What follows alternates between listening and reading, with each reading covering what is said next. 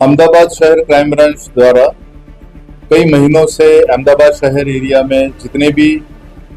बांग्लादेशी जो नागरिक है और गैरकायदेसर तरीके से रहते हैं उनके बारे में काफी सारी इंक्वायरीज और तफ्तीश चल रही थी। उसी दौरान एक इनपुट मिला है कि एक बांग्लादेशी महिला जो कि स्वयं बांग्लादेशी है पर भारत में भारतीय नागरिक होने के पूरे मतलब उसके जो एविडेंसेस है उसके साथ उसने प्रस्तावित किया है कि वो भारतीय नागरिक है और असल में वो बांग्लादेशी महिला है। तो उस इनपुट के आधार पे जब तफ्तीश जारी की गई, इंक्वायरी की गई, तो पता चला कि वो महिला 2014 में बांग्लादेश, क्योंकि वो नारायणगंज ढाका की रहने वाली है और 2014 में वो बांग्लादेश से बॉर्डर से क्रॉस ओवर करके इंडिया आई हुई थी और शुरू में वो मुंबई महाराष्ट्र में रुकी थी कुछ साल और उसके बाद वो 2016 से अहमदाबाद आई हुई है। उसके जो भी संपर्क में आए लोगों के जरिए उसने शुरू में अपना आधार कार्ड बनवाया था। वो भी अहमदाबाद में आने के बाद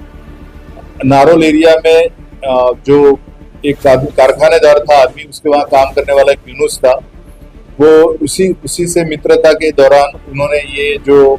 आधार कार्ड है वो उन्होंने हासिल किया था और उसके बाद उनके दूसरे जो परिचित थे उनके संपर्क में आए लोगों से अमरावती के जो अभियुक्त है उनके जरिए उन्होंने वो खुद उत्तर प्रदेश में ही उनका जन्म हुआ है उस तरह का बर्थ सर्टिफिकेट उन्होंने प्राप्त किया है। उसके बाद वो जब अहमदाबाद आए तो उन्होंने नारोल एरिया में एक एड्रेस दिया, जैसे कि वो रेंट पे रह रहे वहां पे, और रेंट एग्रीमेंट के आधार पर उन्होंने पासपोर्ट प्राप्त करने के लिए उन्होंने एप्लीकेशन दी और उसी इंक्वायरी में 2 से 3 बार पुलिस के एडवर्स रिमार्क्स होने के बावजूद भी नई एप्लीकेशन में उनको पासपोर्ट मिला हुआ है। ये पासपोर्ट लेने के बाद जो ये महिला अभियुक्त है उन्होंने सऊदी अरेबिया, साउथ ईस्ट जो दक्षिण पूर्वीय देशों है वहां भी प्रवास किया है। बांग्लादेश भी वो 3 से 4 बार गई है और उनके वहां जब रेड हुई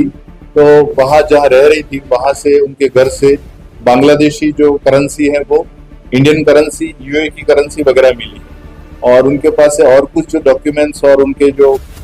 मेल या जो सोशल मीडिया अकाउंट्स है व्हाट्सएप है उनमें से वो बांग्लादेशी है। उनका पूरा फैमिली वहां पर रह रहा है, उनके ब्रदर की सारी डिटेल्स वगैरह मिली है और उससे प्रस्तावित किया है कि वो बांग्लादेशी है और उनके खिलाफ अलग अलग बीएनएस की धाराओं के तहत उनके खिलाफ ऑफेंस रजिस्टर्ड हुआ है।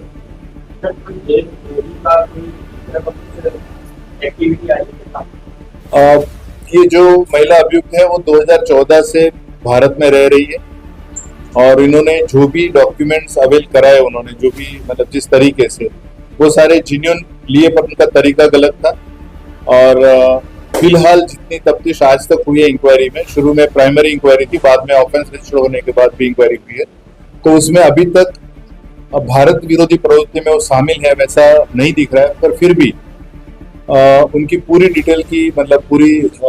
अच्छे से जांच हो रही है और जो भी आगे इंफॉर्मेशन मिलेगी आपके साथ शेयर किया जाएगा।